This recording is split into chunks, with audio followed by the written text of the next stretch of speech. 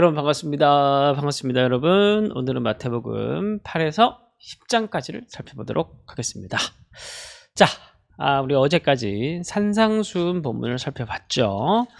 산상수훈은 이 권위 있는 예수님의 새로운 교훈, 예수님이 마치 새로운 모세같이 새 출애굽을 일으키는 이제 새로운 모세같이 권위 있게 새 이스라엘 백성들에게 하나님의 말씀을 가르쳐 주셨단 말이에요.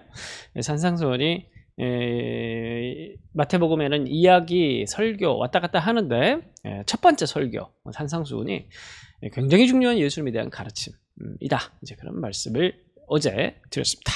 자, 오늘은 8, 9, 10장인데 이야기, 설교 왔다 갔다 한다고 했죠. 그럼 이제 산상수훈이 예수님의 첫 번째 설교였으니까 그러면 오늘은 8, 9장은 이야기가 되는데 이 이야기는 어떤 이야기냐 하냐면 예수님의 치유사역 중심으로 이야기가 모음으로 등장합니다. 이게 단순히 이 사건들이 연속선에서 시간적 순서로 이렇게 일어났다고 생각하시면 안 되고 8, 9장의 이야기는 예수님의 여러 이야기들을 모은 거예요. 시간적 순서가 아닙니다.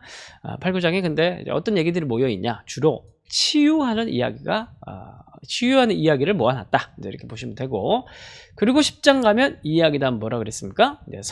설교인데 10장에서는 특별히 우리가 잘 알고 있는 제자들을 천국 복음을 전파하기 위해서 제자들을 파송 보낼 때 하셨던 파송 설교가 아주 긴 분량으로 기록되어 있습니다. 마가복음에는 이제 파송 설교가 이렇게 길지 않은데 마태복음에는 훨씬 이제 긴 분량으로 파송 설교를 기록해 두고 있습니다. 자, 그러면 먼저 8, 9장 예수님의 치유 사건을 살펴보도록 하겠습니다. 8장 보시면 8장 1에서 15절까지 해서 연속해서 세 가지 사건이 등장합니다. 첫 번째 뭐냐면은 나병 환자, 한센시 병이라고 하죠. 몸이 막 썩어 들어가는 병. 그리고 두 번째는 뭐냐면은 5절부터 백부장의 하인을 치료하는, 하인은 중풍병 걸렸어요. 중풍병. 세 번째로는 14절에 베드로의 장모의 열병을 치료하는 이야기. 이 세 가지 치유 사건이 나옵니다. 이렇게 막 뭐랄까 이 연결성 없이 세 가지가 그냥 쭉 나열된 것 같아서 여러분들이 그냥 읽을 때 무슨 내용이지? 무슨 서로 간에 관련이 있지? 여러분들 그렇게 의아함을 가지고 읽을 수 있는데, 자, 이 세 가지 공통점이 뭐냐 하면 먼저 나병 환자 같은 경우에는 나병이란 병이 중요합니다. 이 병 같은 경우에 여러분들 3절을 보시면 예수께서 손을 내밀어 그에게 대시며 이르시되 내가 원하노니 깨끗함을 받으라 이렇게 얘기를 합니다. 단순히 회복이 아니에요. 치료를 받으라 이렇게 얘기하는 게 아니라 예수님이 깨끗함, 그러니까 이거는 정결케 하는 단어예요.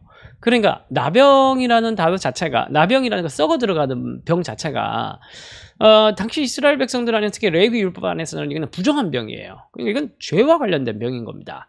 그래서 이 나병은 부정한 병. 그리고 백부장은 뭐예요? 백부장은 이방인이죠. 부정한 사람.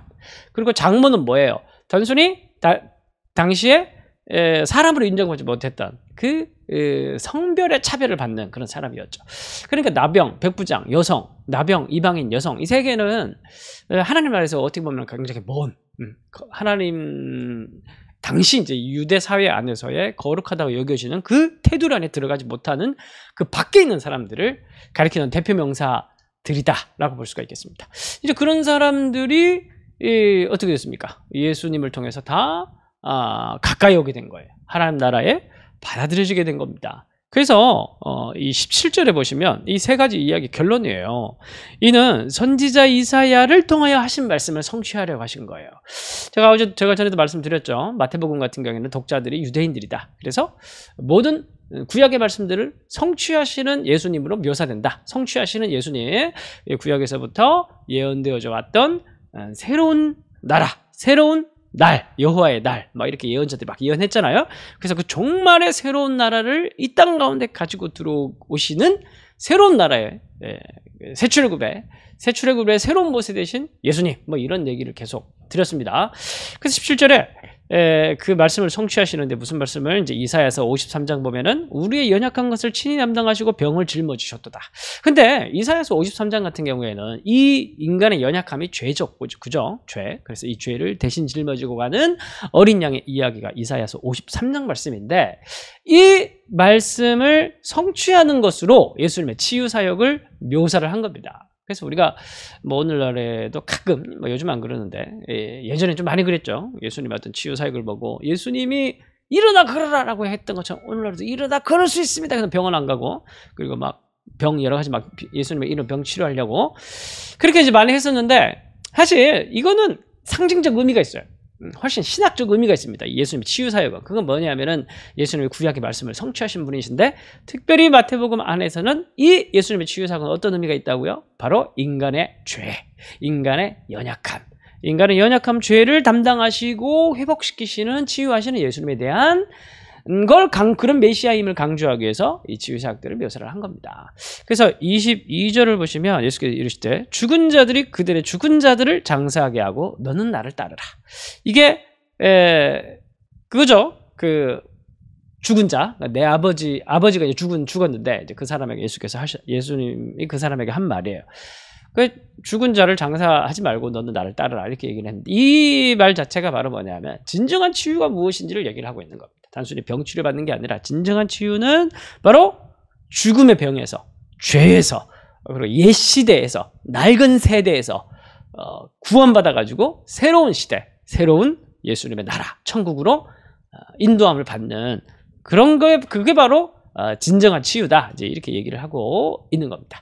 이게 사실 우리 마태복음을 읽어갈 때 그러한 당시의 세계관 안에서 읽어야 천국이라는 세계관 안에서 이 천국은 가난 천국이 아니라 예수님이 가지고 오신 하나님 나라 그 긴박한 그런 종말론적인 지금 임한 그 하나님 나라 그 왕으로 오신 하나님의 나라를 예수님을 영접하는 그 성경에서 말한 메시아 그 나라를 영접하는 그런 긴급한 초청 뭐 그걸 이제 염두에 두고 여러분들이 이 사역들 이거 가셔야 돼요. 그러니까 이 기적 같은 경우에도 바로 이제 그러한 나라가 도래했다는 것을 아주 긴박한 용어로 설명하는 방식이 이 치유 사역들이라는 겁니다. 그래서 8장 23절 그 이후에서 9장 마지막 절까지는 이제 그 새로운 나라가 밀려 들어오니까 옛 시대와 이 낡은 생각들 낡은 나라가 당연히 반대할 거 아닙니까? 저항할 거 아닙니까? 그래서 23절에서 27절까지에서는 이제 바람과 바다 제자들이 노젓는 그런 얘기가 있죠. 그래서 예수님께서 뭐죠? 그렇게 두려워하느냐? 믿음이 작은 자들아. 이제 마가복음에서 했던 것처럼. 그래서 이 예수님을 반대하는 것들이 있어요. 그냥 바다와 바람. 바로 상징적인 거죠. 그리고 28절에서 34절까지 해서 우리가 잘 알고 있는 그 거라사인데 여기는 가다라 지방이라고 되어 있습니다.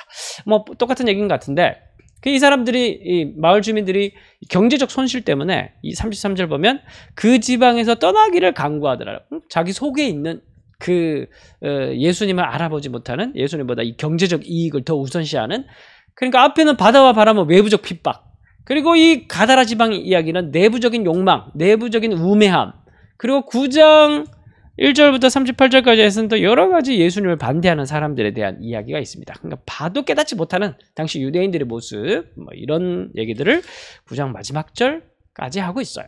그래서 다시 정리하면 예수님이 그런 급진적인 나라를 가지고 왔고 그 표징으로 이제 치유 사역들을 나타냈는데 그러나 우리 속에 있는 욕망과 우매함들이 예수님을 알아보지 못하고 우리 외부의 박해와 우리 주변에 있는 사람들이 예수님을 알아보지 못하고 이제 박해하고 그런 상황들이 이제 벌어지고 있다.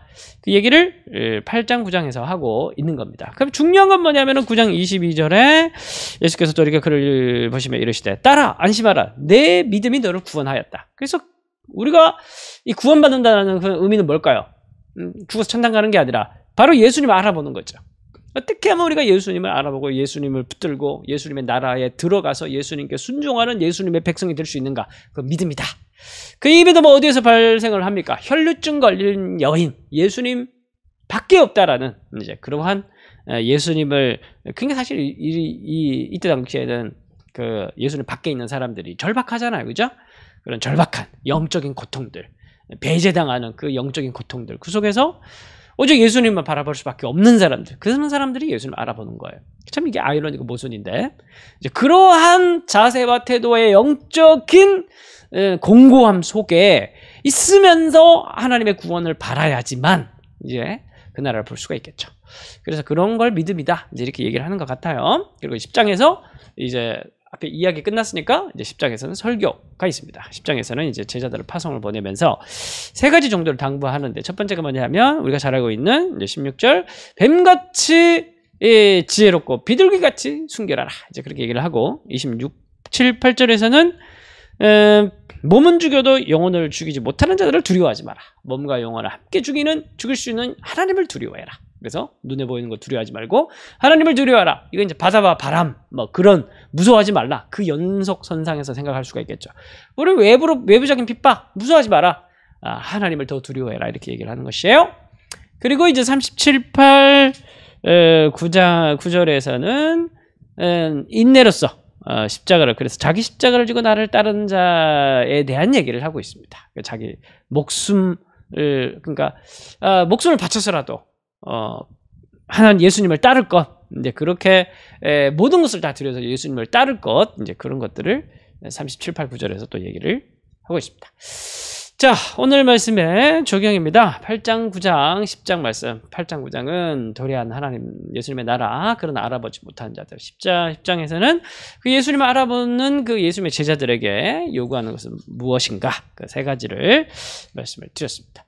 자, 오늘 결론 및 적용의 말씀은 마태복음 10장 28절을 정해봤어요. 몸은 죽여도 영혼은 능히 죽이지 못한 자들을 두려워하지 말고 오직 몸과 영혼을 능히 지옥에 멸하실 수 있는 이를 두려워하라. 정말 우리 눈앞에 어려움과 두려움이 있을 때 참 이게 그리스도 안에서 이걸 좀 볼 수 있는 그런 눈을 가지게 해달라고 좀 기도를 했으면 좋겠어요. 그래서 우리가 눈앞에 너무 그 유한한 것들이 참 어떻게 보면은 하나님 나라 입장에서 보면은 정말 옛시대에 속한 것, 낡은 것에 속한 것 그런 것들인데 우리가 이런 것을 너무 두려워하고 좀 무서워하고 있지는 않은가. 우리 속에 정말 영원한 하나님 나라가 임해서 그런 시각으로 우리가 세상을 바라보고 우리의 인생을 바라보고 있는가. 내 마음속에 두려움을 몰아내 주시고 그리스도 안에서 참된 용기와 담대함을 회복하게 해달라고 그렇게 기도할 수 있는 오늘 통독의 시간이 되시기를 바랍니다. 제가 기도하겠습니다. 하나님, 오늘은 마태복음 8, 9, 10장을 살펴봤습니다. 새로운 시대가 도래하고 있고 낡은 시대가 저항하고 있는데 하나님 우리께서 우리를 주님께서 구원해 주셔서 새로운 시대로 불러주시니 참으로 감사합니다. 그러나 하나님 여전히 우리가 낡은 시대에 공격들이 많습니다. 이런 것들 막 여러 가지 우리의 목숨을 담보로 해서 또 우리의 물리적인 그런 경제적인 그런 부분들을 담보로 해서 우리를 위협하지만 이런 것에 두려워하지 않도록 우리 마음을 지켜주시고 영원한 하나님 나라가 이미 우리 가운데 도래했고 우리는 이미 종말이 시작되었음을 믿고 우리 그 그리스도 예수의 왕 되신 예수님의 통치에 날마다 순종하고 담대함으로 살아갈 수 있는 우리가 될 수 있도록 도와주시옵소서. 예수님의 이름으로 기도합니다.